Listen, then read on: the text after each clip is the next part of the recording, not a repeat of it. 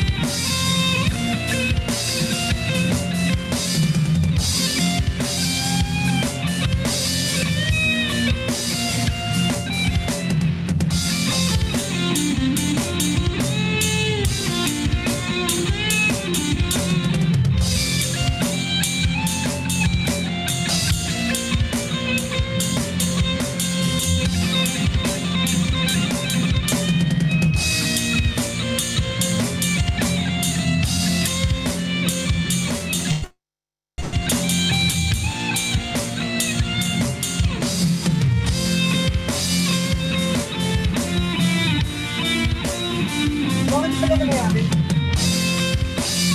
Pinuntahan niyo?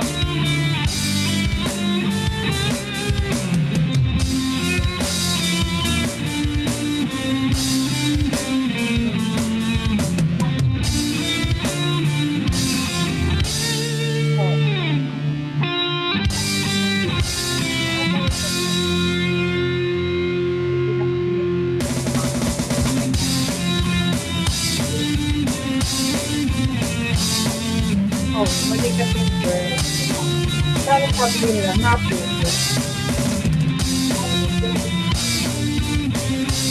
Pero ako naman siya.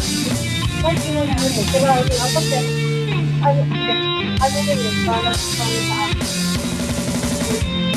Oo, hindi nila magagawin.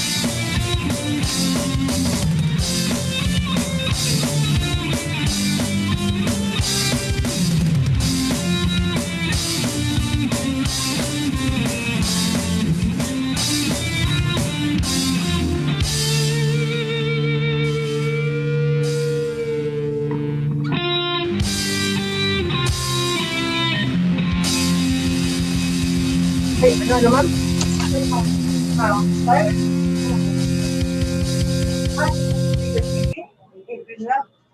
Okay. So, that means, ngayong March, ito na muna tayo, no? Hindi. Meron ka naman siya lang tayo. Magandang umaga po sa ating lahat na narito sa CAFSmustahan. Ang programa pong ito ay inihanda bilang bahagi ng ating pagdiriwang ng ikasandaang taon at 12 pagkakatatag ng ating kolehiyo. Ako po ay si Evelyn Delpi ng Institute of Plant Breeding at inyong host ngayong umaga. CAFSmus na po kayo. Kami po sa kolehiyo at natutuwa na kayo ay aming kapsama ngayong umaga. Actually, we are happy to note na ito pong ating CAFSmustahan ay nakapag-imbita ng maraming alumni sa iba't ibang bahagi ng ating bansa at ganun pa rin sa ibang parte ng mundo na kung saan ang ating mga alumni ay doon ngayong kasalukuyang nakatira. At narito po rin sa ating CAFSmustahan ang ating national scientist, si Dr. Dolores Ramirez. Magandang umaga po. Ganun din po, binabati namin ng magandang umaga si Captain Manny Baradas, ang ating presidente ng CAFS Alumni Association, at si Regent Francis Laurel. Magandang umaga po, sir. At actually po, this is the first time that the College of Agriculture and Food Science is hosting an event like this. In the past po, we have actually reserved a day for our CAFS Family Day, wherein we had barn dance, luau, and even we have contests to make the day really special and exciting for the attending CAFS family members. But for this year, since our celebration is virtual, the IPB as host of CAFS Foundation celebration in consultation po with our Dean, Dean Agbisit, and the officers of the CAFS Alumni Association, decided to make this day very special. Kasi po gusto namin kayong lahat, aming mga alumni na makapsmusta at makapsama ngayong umaga. Bilang panimula po sa ating programa, aking pong tinatawagan si Ginoong Edwin Aquino ng Institute of Plant Breeding po para siyang mamuno sa ating panalangin. At ito po ay kaagad-agad susundan ng ating national anthem. Mapagpalang araw mga alumni at sa bawat isa na bahagi ng College of Agriculture and Food Science upang ilaan ang oras na ito at kilalanin natin ang Diyos na mabuti sa atin sa lahat ng pagkakataon. Kinikilala natin ang Diyos na kung saan ay gumagawa sa ating kabubuti maging sa gitna ng pandemya. Ang Diyos ay gumagawa para tayo bigyan ng pag-asa sa buhay natin na ito. Nais ko po kayo ay samahan sa panalangin at paglapit sa ating Diyos na manlilikha. Tayo po ay manalangin. Ama namin Diyos na banal at makapangyarihan, kinikilala namin ang iyong laan na pagkakataon upang maganap ang pagbabalitaan sa isa't isa o ang tinatawag po namin ngayon na CAFSmustahan. Nagagalak po kami na marinig, makita ang isa't isa na taglay ang iyong kalakasan, kalusugan at pagpapala sa bawat isa sa amin. Sa gitna ng pandemya na umiiral sa aming paligid. Kami ay katulad ng isang puno na kung saan ay walang magagawa kung kami ay hiwalay sa iyo, O Diyos. Kaya naman po dumudulog kami upang amin po maranasan, makita ang iyong biyaya sa buhay po namin na dulot ng iyong pagpapala. Hinihiling po namin sa iyo, aming dakilang Diyos, na maging efektibo, produktibo at konstruktibo ang aming pong gagamitin at gagawin na kapustahan sa araw nito. Sapagkat ikaw ang Diyos na aming maasahan na magbibigay sa amin ng malaking tulong upang kami ay sumulong sa gagawin na kapustahan. Pagpalain mo kami. Ito po ang aming panalangin sa iyo, Ama, sa pangalan ni Jesus at sa tulong ng Santong Espiritu. Amen and Amen. Isang mapagpalang araw, mga alumni.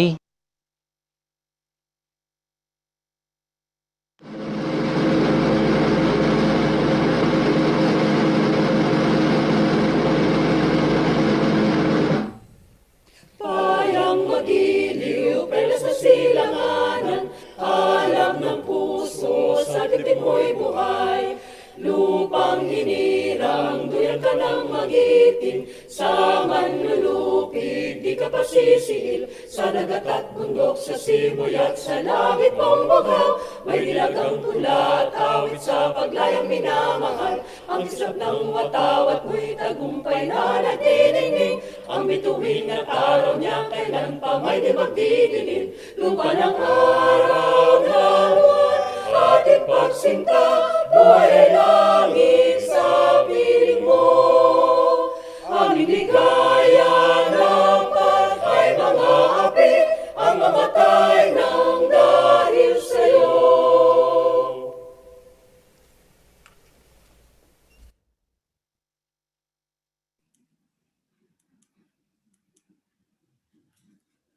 Ngayon naman po,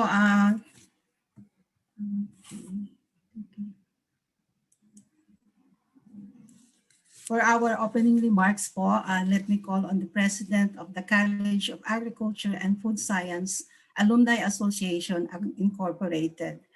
He belongs po sa batch 70 and he's really active po sa ating Alumni Association that together with Regent Francis Laurel and Mr. Billy Gualberto, he started and hosted po yung hundreds of UPLB alumni sa kanya pong lugar sa Tanawan, Batangas para po dun sa ating prelude to your Loyalty Day. So mga kapsama po, let us all welcome Captain Mauro Manny Baradas. Sir? Magandang umaga po mga taga-UPLB, ating mga JO, faculty, professors, at sa lahat ng mga namumuno dito, lalo-lalo na kay bagong Chancey Dong Camacho, kay Dean na PH Bishop. Unang-una po, ako ay nagpapasalamat na tayo ay muling magkakasama-sama ngayong araw na ito para ipagdiwang natin ang ating pagtatag ng ating UP College of Agriculture. So nakakatuwa po na napakabilis ng panahon na sa tuwing sasapit ang mga ganitong pagkakataon, tayo ay muli nagkakasama-sama at nakikita para mapag-usapan yung ating mga nakaraan at mga papasalukuyang ginagawa ng UP College of Agriculture. So mula po nung tiyatag natin itong ating magandang samahan sa loob po ng 19 na taon, ay isa ako sa mga nagpumilit na muling magkasama-sama ang mga alumni ng UP College of Agriculture. At dito po ay nakasama ko si Regent Laurel, si Billy Gualberto, si Resti Collado, Nick Cabez, na buuin natin ang muling pagsasama-sama ng ating mga alumni. At ito po ay ginagawa nga natin loob ng 19 na taon tuwing last Saturday, nearest October 10. So ngayon lang po, mula nang magkaroon tayo ng pandemic, ay hindi na natuloy. At ang amin pong batch 70 ay talagang pinipilit namin na pagandahin lalo ang ating Loyalty Day. Pero dahil nga sa pandemic ay hindi natuloy. Subalit, sa kabila po ng ating pagsusumikap at hindi nga natuloy, ay may maganda naman pong nabuo o nabanhay. So napakasundoan po namin na ang prelude ay ating lang alisin at sa halip ay gawin natin Grand Loyalty Day Alumni Homecoming. Grand Alumni Homecoming. So ito po ay sana ay umpisa namin ng March, pero meron pa po pandemic na uwi sa Mayo at ngayon po ay pinali na sa June. So marami pong mga taga-ibang bansa, lalo naman sa Amerika, ang natutuwa na magkaroon ng Grand Alumni Homecoming. Hindi lamang sa College of Agriculture, kundi sa lahat ng kolehiyo sa loob ng universidad. So ito po ang kauna-unahan natin na ipagdiriwang ang Grand Alumni Homecoming. At ito po ay bubuin natin sa magitan ng isang alumni summit na ang ibig sabihin natin, lahat ng ating mga graduate ng UP Los Baños, na lalo na yung mga naging successful, ay iimbitahin natin para makatulong naman sa ating mga undergraduate. Na yun pong mga gagraduate ay siguradong meron ng mapapagtrabaho kaagad. So nakakatuwa po ito, marami nasisiyahan na tayo ay muling magkakasama-sama at ilalapit natin sa kolehiyo mismo, sa universidad, ang mga graduate ng UP Los Baños. Dahil sa loob po ng ilang taon na pagpasyal-pasyal namin sa ibang region, ang mga graduate po ng UP Los Baños ay hindi masyadong masigasig na bumalik sa campus. Unang-una po ay walang masyadong nag-aasikaso.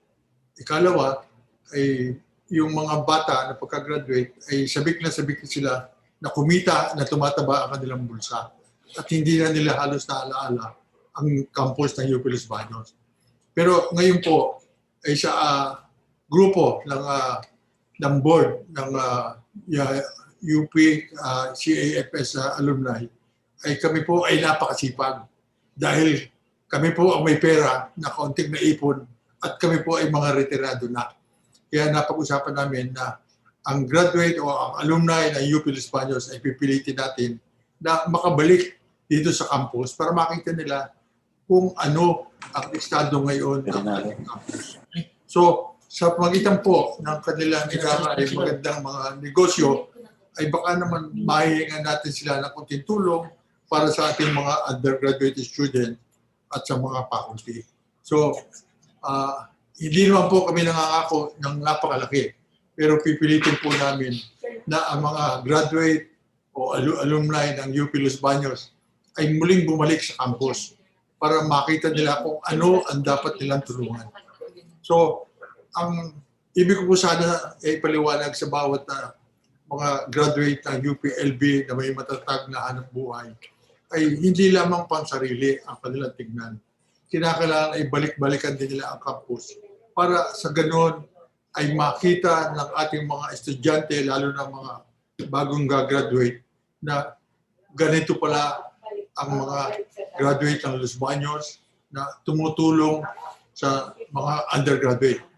At ngayon nga pong pandemic ay nagkaroon kami ng kaunting fundraising sa magitan po ng Batch 70.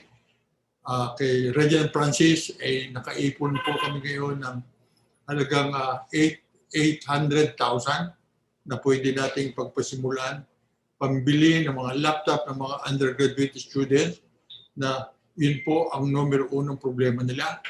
At nakakalungkot mong ibalita sa ating mga alumni ay meron po talagang mga nagbuwis sa kanilang buhay dahil lamang sa kaunting pangangailangan. So ngayon po ay makita natin ang kaibahan ng ating mga estudyante. Hindi po katulad ng mga estudyante ng araw na hindi kinakailangan may pera sa bulsa. Hindi kinakailangan may gadget na dapat ay pang araw-araw na gamitin. Ngayon po ang estudyante ay iba. libre na po ang matrikula, pero yung mga pang araw-araw na pangangailangan tulad ng mga dorm ay malaki pong problema ng mga estudyante. Kaya po ako as an alumni president ay aking binubulungan ang iba nating mga graduates na may magandang hanap buhay na sana naman ay muli silang tumulong. At kanina po umaga ay tumawag sa akin si Regent Laurel at sinabi niya na aside doon sa 800,000 na naipon na po ng ating grupo na pamintulong sa mga estudyante, ay meron pa siyang pinipilit na makuha pa another 500,000. So meron na po tayong 1.3 million pambili ng laptop. At pinag-uusapan po namin kanina ni Dean kung paano ang sistema ito baga ibigay o loan o ikailangan isa uli nila. So by that ay pag-uusapan po ng grupo kung ano ang dapat gawin. But ang pinipilit po talaga ng alumni ay tayo ay magkasama-sama ang mga graduates at dumukot ng kaunti sa ating mga sobrang pera para naman matulungan natin ang ating mga batang estudyante na ngayon ay medyo naghihirap because of this pandemic. So yun po lamang, hindi malaki po ang aming binabalak. Pero ang gusto po lamang sana ng grupo ng alumni ay muling magkasama-sama. Yung mga gumraduate na ilang taon na, may magandang hanap buhay, ay pilitin na makabalik dito sa kolehiyo at tulungan ang ating universidad. So ilang po, maraming salamat. At ako po ay babati sa mga staff na nagsisimika para kahit ganitong pandemic ay ating maibalik ang diwa ng spirit of Los Baños. So ngayon po ay pinagdiriwang natin ang kapanganakan ng UP College of Agriculture at nakakatuwa po na sa loob ng 112 taon ay nanganak ng 10 kolehiyo. So hindi lang po College of Agriculture at minsan po ay nakausap namin yung Executive Vice President ng UP system ay nagulat ako na sinabi niya sa amin na ang UP Los Baños daw ay pwede magtayo ng kolehiyo ng hindi lamang sa ating pagsasaka kundi sa law, College of Law, pwede rin magtayo. So nakakagulat po no, na ang UP Los Baños ay lumalaki na. So yun lang po, magandang umaga po sa atin lahat. Maraming salamat po, Sir Manny. Actually, saludo po ako sa inyo. Natutuwa po ako at kay patuloy na gumagalaw, kumikilos para po ang ating mga alumni ay marating. At marami po tayong sa inyong pananalita.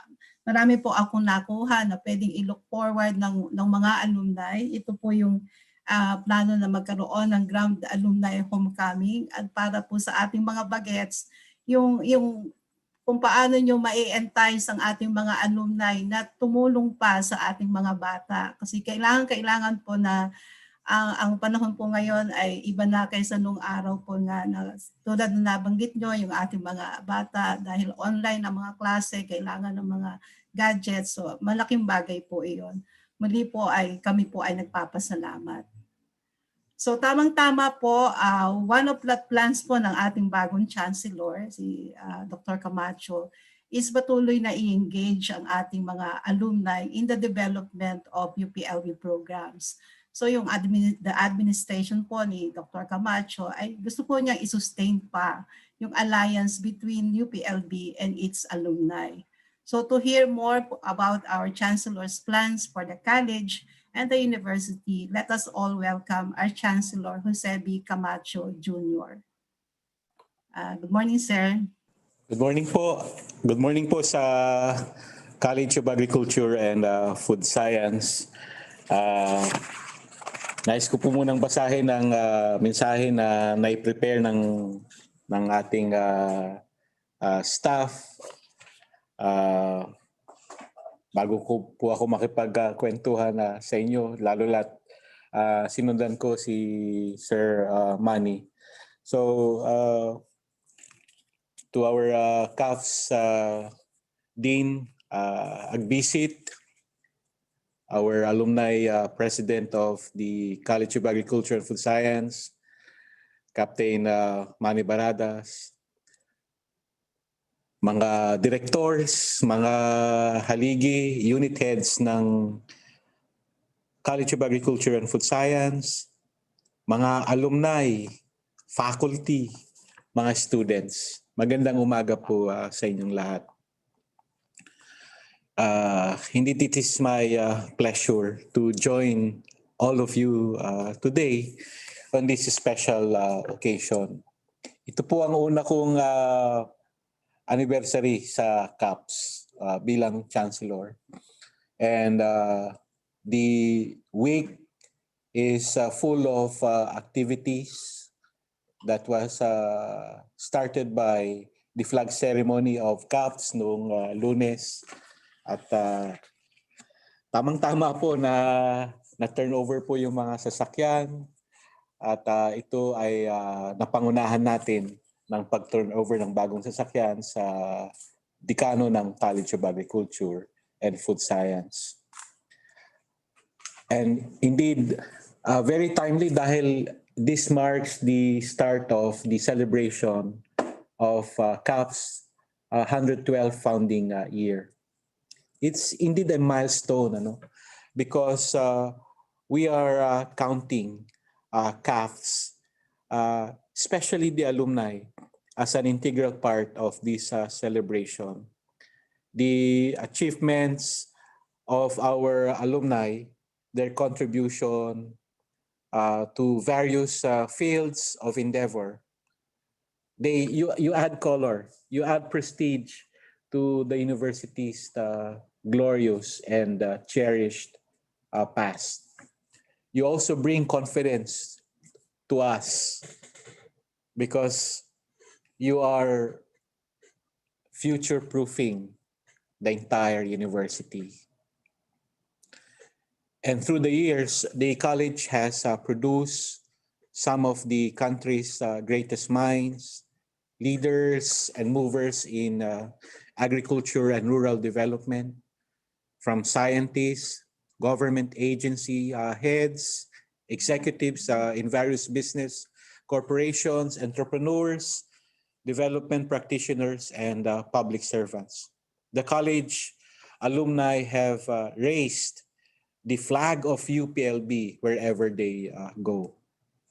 The alumni sector should always be congratulated, for you have played an active role in our administration, together with the other sectors of the college, the faculty, the research, extension, admin staff, the students, especially the alumni. You are an important building block in fortifying the future-proofing of this university. And narinig na po ito ni Sir Manny when we had several meetings before we assumed the leadership, and in the early days of our leadership, that as part of realizing our vision to fully or in starting to future-proof the university, I am glad to tell CAF's constituents that the alumni group has begun the preparatory groundwork to establish what we have proposed, the UPLB Alumni Industry Council. So this upcoming body would seek to create a synergy among the university constituents, especially the alumni, the agro-industrial sector, towards a mutually reinforcing collaboration. Alam naman natin na sa mga alumni natin ay marami sa kanila ang haligi ng mga business enterprises, ng mga corporations, where our students can be engaged in their OJTs, in their internships, farm practice. So this synergy, once we achieve this, will open so many opportunities for the college and for the entire university. Our alumni, you are always welcome to take part in this alumni-driven council. Feel free to keep in touch with our focal persons including the president of UPLB-AA, Mr. Leo Balisfin, Dr. Mamino, the director of the Alumni Relations Office, and her staff in the OAR, including the whole batch of the 1960s, 65, 1955, lahat po ng batches. At ang batch 1970 na nire-represent ngayon ni Dr. Cristino Collado. I also would like to take this opportunity to commend CAFS Alumni Association, our very own president, Captain Manny Baradas. Sir, salamat po sa inyong ambag. Nung tayo pumunta sa land grant, nabigla ako. Akala ko nung tinawag kayo para magbigay ng mungkahi or magtanong during the open forum, ay talagang nandun po yung commitment nyo para suportahan ang ating kolehiyo, ang ating UPLB, nung kayo po ay nagbigay ng sasakyan. Kaya ang hamon ko po sa iba pa pong mga alumni, baka naman. Sana all. Sana all po. And that act of generosity has inspired us, especially in this administration, to forge a stronger partnership between alumni and the university. Yan po ang ating i-fortify ngayon. Yan po ang i-level up natin ngayon. Yan po ang i-enhance natin ngayon. Hindi lang po tayo lumalapit sa alumni during solicitation drive, pero pang-apat o pang-lima kayo na haligi ng university in future-proofing the university. And I'm very pleased that this gathering is such an opportunity for all of us to identify the venues where we can help the university and the College of Agriculture. I hope that one of the urgent needs that will merit your consideration is the learning assistance needs of our students. Nabanggit na po ito ni Sir Manny, yung pagbigay ng ayuda ng mga gadgets, Wi-Fi, through the UPLB CARES program. Ito po yung tinatag natin na CARES, means connectivity assistance for remote students. So nung Lunes, nung March 1, tayo po ay nagsimula na ng second semester at we're still continuing the teaching learning mode through what we call the remote or the flexible learning. So for now, gusto ko po sanang ipahatid sa inyo ang buong suporta ko sa College of Agriculture and Food Science. Dean Pids, wala nang araw na hindi tayo nag-usap. Sana hindi ka makalutan sa text, sa email, sa chat, na laging nasa isipan natin ang mabigyang halaga ang College of Agriculture and Food Science, lalong-lalo na sa collaboration natin sa Department of Agriculture. Narinig ko kahapon yung programa ninyo with Secretary Dar. And malaki ngayon ang expectations nila para sa pagka-craft ng roadmap towards food security. Last week po nagkaroon ng meeting ang UPLB at ang Department of Agriculture. At doon po inilatag ang plano in crafting the food security roadmap. And it is being led by the College of Agriculture and Food Science with the commodity leaders identified by Dean Pids. Nandyan din ang Futures Thinking initiative na nabigyan ng 5 million ng ating Senador Pia Cayetano. Nandyan po nakalagak sa College of Agriculture.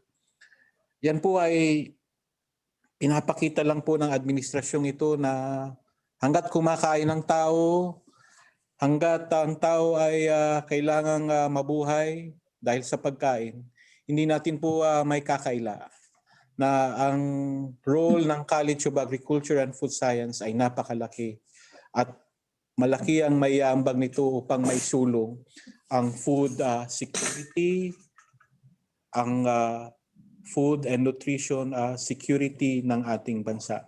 Kaya din PIDS at sa College of Agriculture and Food Science, sana po ay wag po kayong magsawa. Lagi po kayong napapatawag. At doon po naman sa mga nakakarinig pang mga dekano na ngayon po ay naka-login, kung naririnig nyo po na laging College of Agriculture and Food Science, ay kailangan po nating may balik. Hindi naman po nawala, pero ang ibig ko lang sabihin, kailangan po nating enhance ang role ng College of Agriculture and Food Science upang makita talaga ng gobyerno, ng ating mga kababayan, ang ating mga ambag. Lagi po tayong tinatawag sa public service initiatives upang ma-level up ang ating mga programa para sa pagpapatatag ng food security. Kaya to the College of Agriculture and Food Science, marami pa po tayong pagsasamahan, lalong-lalo na po sa ambag ng alumni, ng faculty, ng administrative staff, ng researchers. Marami pong salamat sa inyo at mabuhay ang College of Agriculture and Food Science. Marami pong salamat. Maraming salamat din po, Chancellor Camacho, for recognizing the CAFS and its alumni contribution to the future proofing of the university through the creation of the UPLB Alumni Industry Council. Also, hindi naman po makukulitan si Dean, we are thankful for your recognizing the role of CAFS in the enhancement of food security of the country. Marami pong salamat, Chancellor. Ngayon po, dumako na po tayo sa CAFSmustahan po through our Dean. But bago po yon, I would like to remind po na this CAFSmustahan program is composed of 2 parts. So tayo po ay nasa part 1 and there is part 2 na pagkatapos po ng part 1, everybody can immediately participate and join their respective units. So meron po tayong mga breakout room, Zoom meeting rooms na kung saan po ay merong mga CAFSmustahan ang bawat unit ng College of Agriculture and Food Science. So ngayon po, excited na po ba ang mga alumni na makabalita tungkol sa ano ba nangyayari sa CAFS? Mga ka-alumni po, let us hear from our very own Dean kung CAFSmusta na nga ba ang CAFS. Ito na po ang ating Dean, si Dr. Elpidio M. Agbisit Jr. Sir? Hi. Good morning. Thank you very much, Evelyn. Of course, beforehand, I would like to acknowledge the presence of 2 of our national scientists in Zoom, Dr. Dolores Ramirez and of course, Dr. Ricardo Lantican. Thank you, sir, for joining us. To Captain Baradas, Sir Manny Baradas, nakasama ko ngayon sa room. Thank you, sir. Don't worry, dun sa kantsaw ni Chancellor kanina, sir, nakikinig po lahat ang director ko at alam po nila ang kanilang gagawin mamaya-maya. Of course, the Chancellor, sir, don't worry, the College of Agriculture and Food Science will support you in every which way we can. Huwag po kayong mag-alala, kahit ilang utos ang bigay nyo, inuutos ko ulit sa ibang mga tao po ulit, Chancellor. So, thank you very much. Of course, we know that there are other viewers around, no? Based on our recent survey, we are around 200 plus in YouTube, Facebook, and Zoom. Baka mamaya yung iba po hahabol na lang doon sa kanilang mga alumni units. So we are starting this, no? And maybe once in a while we'll be having this type of activity in Zoom. Madali po yan, hindi po ganong magastos. So hindi ko kayo pupunta dito sa Los Baños, hindi ko kayo ganong gagastos at least we can see each other once in a while. Let me share my screen. Huwag po kayong matakot sa aking screen. Maikli lang po ito kasi wala naman po kaming ganong ginagawa sa College of Agriculture. Konti lang. So ito po, no? So again, first I would like to greet everyone a 112 Foundation anniversary. So ang hashtag po natin dyan, CAFS at 112 and more. So we continue to reach our goal, no? So we are always one goal, one college with one goal towards sustainable food system. Yan po ang hashtag natin sa 112 Foundation anniversary. Okay? So just to give a brief history or brief history. So in 2016 po, baka yung mga alumni natin that are present right now, hindi po nila alam pang, if my memory serves me right, parang pang ninth na natin tong reorganization. But just to give you an idea, the College of Agriculture in 2016 reorganized itself from the College of Agriculture with 5 clustered units. We converted ourselves into the College of Agriculture and Food Science with 5 academics and 4 research units.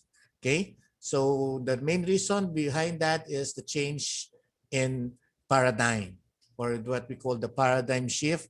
Of course, we still emphasize the priority commodities, but we increase our hold in terms of the value chain, okay, from our primary production of food, or to the food on the table, no? So, of course, yung dati natin ginagawa is we always emphasize on primary production, but now we expand. Kaya po, we converted the name of the college to College of Agriculture and Food Science, no? So, from input to consumption na po yung main thrust ng College of Agriculture.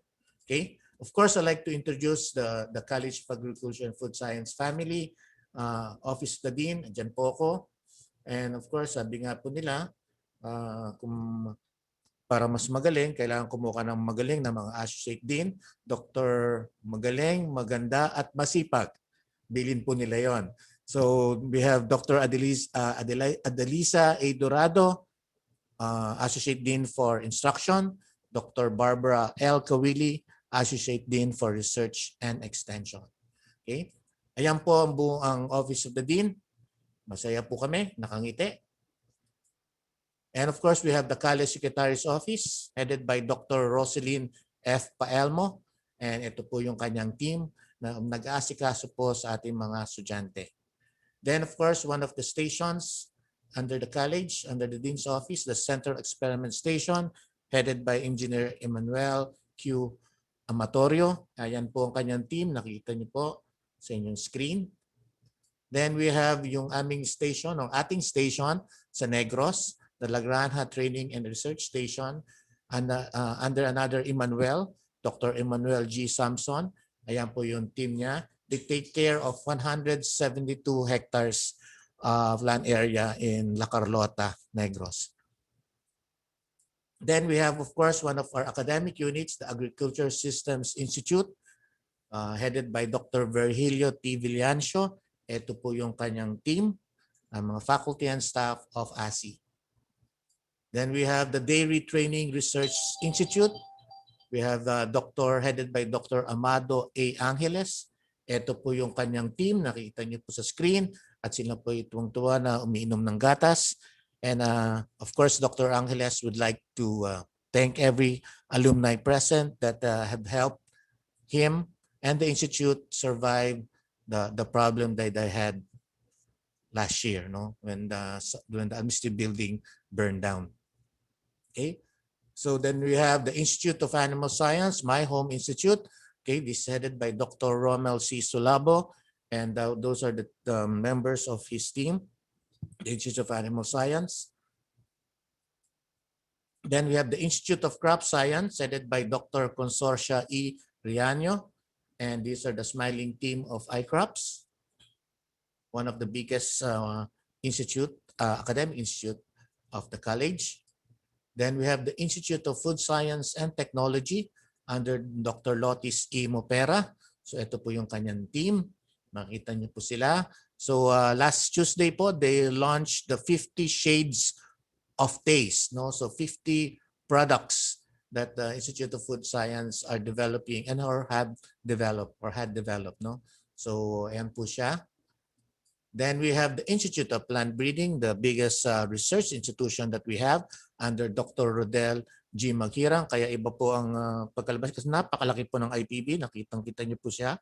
And these are the team involved in the Institute of Plant Breeding. Okay. Then we have the Institute of Weed Science, Entomology, and Plant Pathology, we commonly call IWEP, headed by Dr. Cheryl A. Yap. Ayan po ang kanyang team. Then we have another research institution, the National Crop Protection Center, headed by the OIC Director Melvin D. Ebuenga. Okay, so yan po yung team niya. Then we had the Post-Harvest Horticulture Training and Research Institute under Dr. Dormita R. Del Carmen. Konti lang po sila pero they have really contributing a lot in terms of national and international trainings and research. Okay? Yan po, no? So in terms of instruction, in terms of that revision, kasama po dyan yung revision ng College of Agriculture's undergraduate program. So nirevise rin po namin BSA, BS Food Technology, and BS Agribiotechnology. So if you can see, we emphasize on entrepreneurship. We institute courses on ethics, laws, and policies in agriculture. Of course, we required both thesis and practicum, so it's no longer an option. They have to take thesis and practicum. Okay, so then we have the institution of the weed science as a major. Okay, then we develop some specialized courses in each of the major fields, and we develop the course in terms of the capability of the BS Agricultural Chemistry to take the 2 licensure examination, and that is for chemistry and for agriculture. Okay, the BSA curriculum was AUN certified in June 8, 2017. Of course, ever since 2003, we have been the top performing school in agriculture.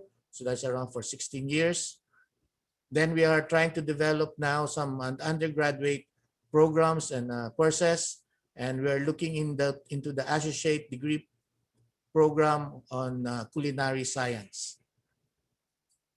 So new graduate program, we are developing a professional master's program. So this is in coordination with the College of Economics and Management. So we have professional masters in nutrition, food safety, food engineering, rural sociology, rural agricultural innovation studies, landscape management, of course, a master's in agriculture, and a professional master's in farm management. So these are the different graduate programs being developed by the college. Okay, so first that was in 2017. We are now preparing the self-assessment report or the SAR preparation, again for the BS Agriculture, because the AUNQA certification is only good for 3 years and we have to prepare early. Then we are now looking into also the SAR report for the BS Agricultural Biotechnology and the BS Food Science Technology for AUNQA certification. Okay, during the last few semesters, our faculty and staff were really doing their job in terms of converting the F2F mode of teaching into remote learning preparation. So isa yan po sa pinagkabaalahan ng mga faculty and staff ng College of Agriculture and Food Science. Okay?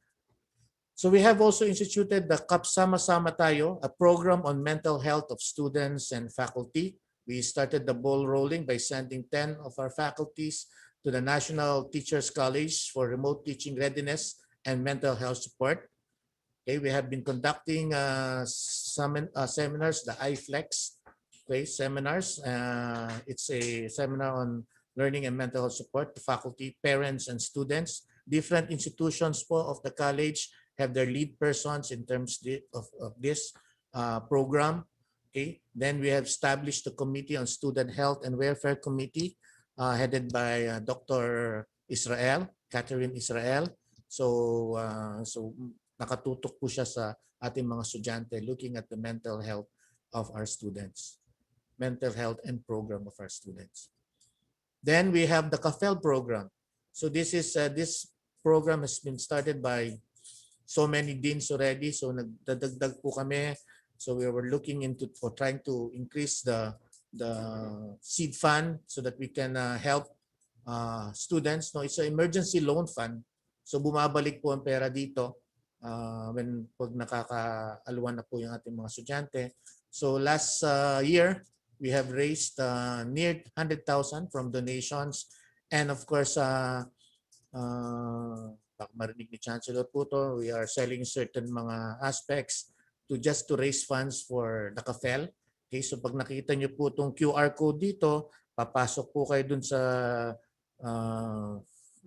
Google form at makikita niyo po dun yung pwede niyong bilhin ng mga products na makakatulong po sa ating estudyante. No? So example po, mga shirts, face mask. No? So ayan po, konting teaser. Mas marami mga t-shirts on Aggies. So for our alumni during the 70s and 80s, no, we were not known as Aggies, no, but started by Dr. Sopanco, we had we used the word Aggies to represent graduates or graduates of the College of Agriculture and Food Science. No, Aggies meaning it's commonly used in the U.S. referring to state universities that are land grant universities. No, so of course, Sus Baños is a land grant university. So we call ourselves Aggies. No, so ito po, kaya may makita kayong Aggies yan. Ito po yung cup for a cause. So we have cups, we have stickers, we have magnets, we have tube masks that you can go into the Google form and look at the price, and of course, kung mo siya, ano ba yun, by order, no? Kasi wala naman po kaming ganung kalaking fund to have this in. So order po kayo, then we'll text, email you back, then communicate po kayo ng aming in charge. Okay? Then we have car stickers. Nasa yung picture ng car sticker? Okay. So past initiatives po namin, we have diploma in culinary agriculture together with the Center of Culinary Arts in Manila. We have instituted MOUs with different universities in Taiwan, and we are trying to institute also certain with other international universities, but unfortunately the pandemic hit. Okay, so there was a facility that was adopted by one of our alumni, Mr. Ronald Mascareñas of Bounty AgriVentures. No? So inadopt po niya yung genetics teaching laboratory sa Institute of Animal Science. So develop po niya yan. And of course, what we did also as past is the establishment of the College of Agriculture and Food Science Quality Assurance Unit. Then we have the College of Agriculture commodity teams. Nakwento nga po ni Chancellor yan. One of the thing na we are asked by the department secretaries to help in terms of the roadmap. We have identified 12 commodity groups. Ito po yung mga basic principle behind our research, the value chain. So if you look at each of the research agenda for these different 12 commodity teams, no? So from from inputs to outputs. So yung mga flagship programs po namin. But I think based on the new trust of the Department of Agriculture that was shared to us yesterday by Secretary Dar, I think we have again to look into this research agenda and tweak it a little bit. No? So ito po yung mga research agenda. So yung kita nyo, meron very unique po. Meron kaming wellness. Meron kaming forage also. Okay, so we have different 12 basic commodities in terms of the research program. So we try to share it with you. No? So may baboy pa rin ho. So magbabago rin to palagay ko when you look at the roadmap of swine. Okay, then we have vegetables. We have dairy. Okay. Again, another in terms of our research, the International Rice Research Institute transferred the Asola germplasm to us. So we have the Asola germplasm being partially housed now in the the agri part, no? So we have also facilities by ASI. Of course, Director Hill will be sharing more on this program. So award deck, then PH-TRC has developed some of the different laboratories also. Okay. Then, of course, we have some patents there. And of course, we have our own Philippine Agriculturist Journal. So if you look at that, tumataas na po ang subscription ng Philippine Agriculture Scientist Journal. Okay, so ang isa po napakaganda niyan is yung gumaganda na po yung H-index at yung mga impact factors na kailangan sa isang scientific journal. So under Dr. Romel Solabo, Ma'am Bambi, and Ma'am Lit, no, they have improved the Philippine Agricultural Scientists, or what we call PAS. Okay, so sabi nga po ni Chancellor, we are tasked by the Senator to look into the futures thinking research and innovations for food systems and food security projects. So we are starting the development right now sa college, no? Of course, this is a college-led, but it's a university main program. Then we had, in terms of extension, we have techno demos. We have launched the AgriTech book, a compilation of College of Agriculture, Food Science Technologies. And I heard that the Institute of Food Science will be also launching their AgriTech, sort of an AgriTech compilation of all the technologies of the Institute of Food Science. Okay, so of course, the facility together with DIBAR established the NCPC Plant Health Clinic. Okay, so in terms of extension. So during the pandemic, we did some courses, webinar courses, rebooting agriculture in the new normal. So the first talk was the CAF launched the Agi Peace Talk, pagkain pangkabuhayan sa panahon ng pandemya. The first episode, we have 12 episodes of it. Then we had the second version, and we had the third version. The third version is just last month. Last month, moving forward in challenging times through agripreneurship, we invited our alumni that are successful in terms of agripreneurship to share their experience, their trials, their problems, and everything. Okay. Then we have another activity in terms of extension. We are now helping the different state universities and colleges. So these are the components on the licensure examination in agriculture review training. Okay, so yan po yung SUC-ACAP, no? So we are doing that already.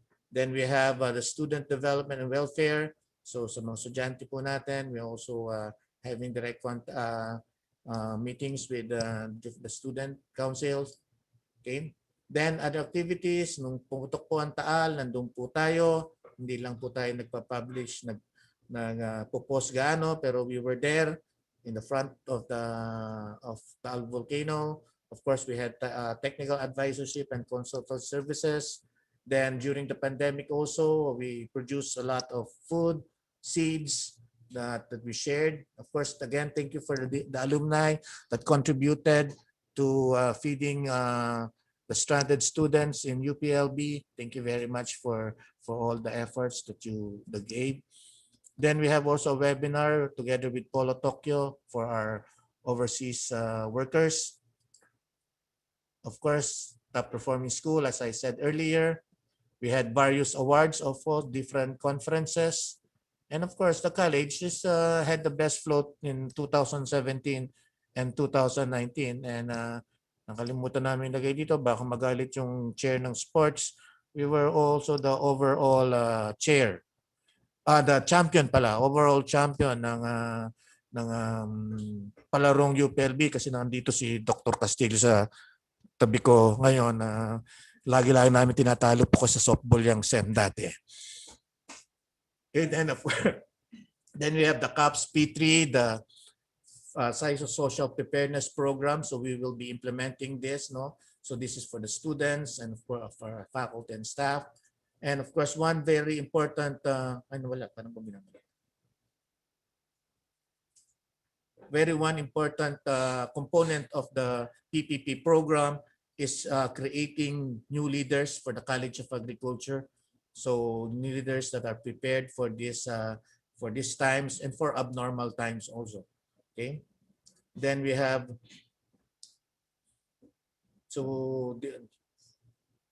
three projects under this program: the CAFSam Tayo for the students, the CAPS Pamilya Tayo for the faculty and staff, and the program effective assessment. So we have to really monitor the health and wellness of our students, faculty, and staff. Okay. So we have the CAPS program on academic research and extension development sustain, or CAPS PARDS. So ito po yung linkage between academic research and extension institutions around. Okay, so trainings and everything. So future plans, of course, of the college, we want to incorporate data science in our academic and research program.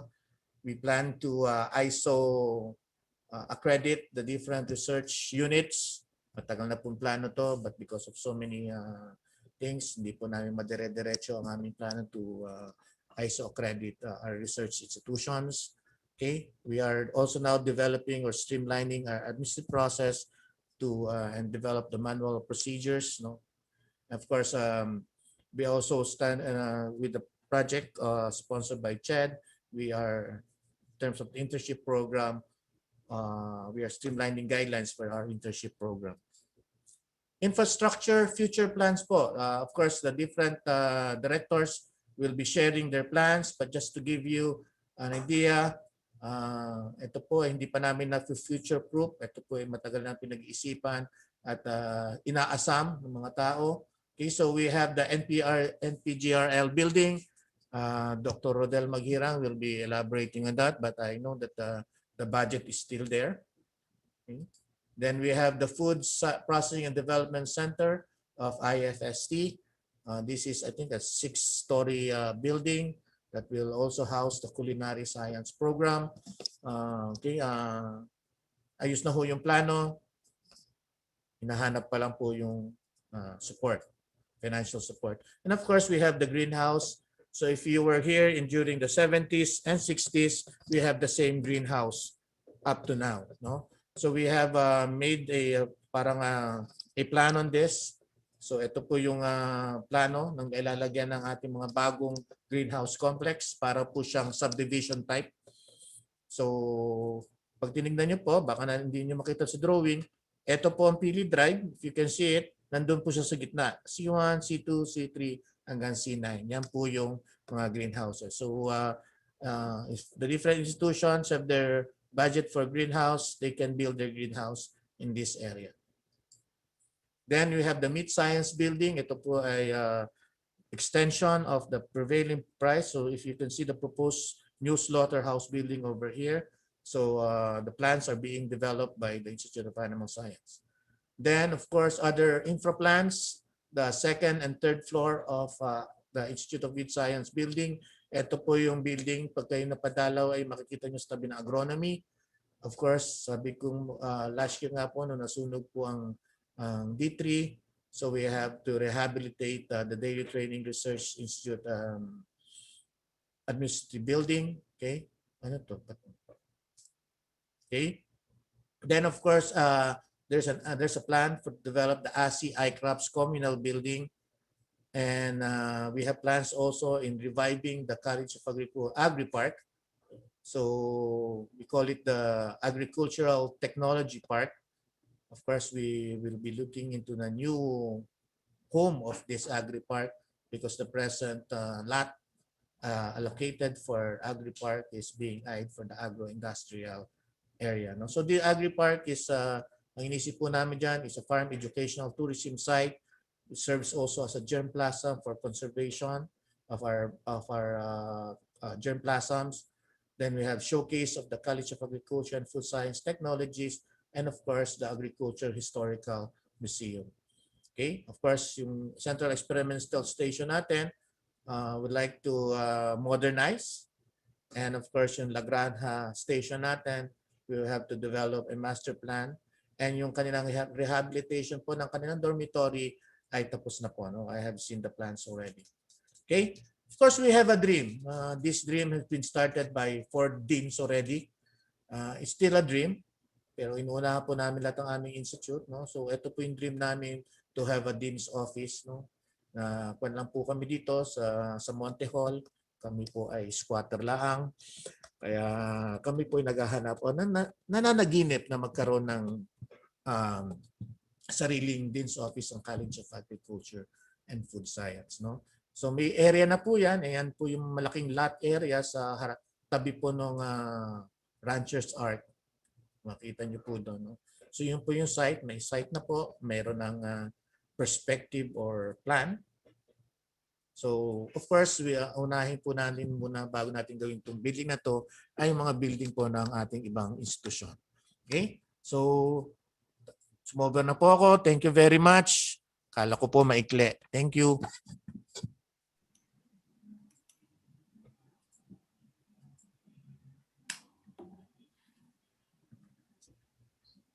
Maraming pong salamat din. That was indeed a very comprehensive update po ng past, present, and future ng College of Agriculture and Food Science. So natutuwa po ang lahat na meron mga ganung nilulook forward na programa ang kolehiyo para sa iba't ibang units ng College of Agriculture and Food Science. So with regards to your dream, sir, hindi pa naman siguro kayo mag-retire magkakatotoo. It all starts with a dream. So marami pong salamat at tayo po ngayon ay malapit na pong magtapos ang ating pong Part 1 program. Ang CAFSmustahan po ay isang masayang paraan para muli nating makakwentuhan ng ating mga alumni. So katulad po na nabanggit ko, tayo po ay magsasara ng ating Part 1. Pero ang lahat po ay inaanyayahan ng pumasok sa mga iba't ibang Zoom meeting room sa mga units ng CAFS. So muli po maraming salamat sa inyong pagdalo dito sa ating Part 1 at halina po at tayo tumuloy na sa Part 2. Muli magandang umaga mga CAFS pamilya.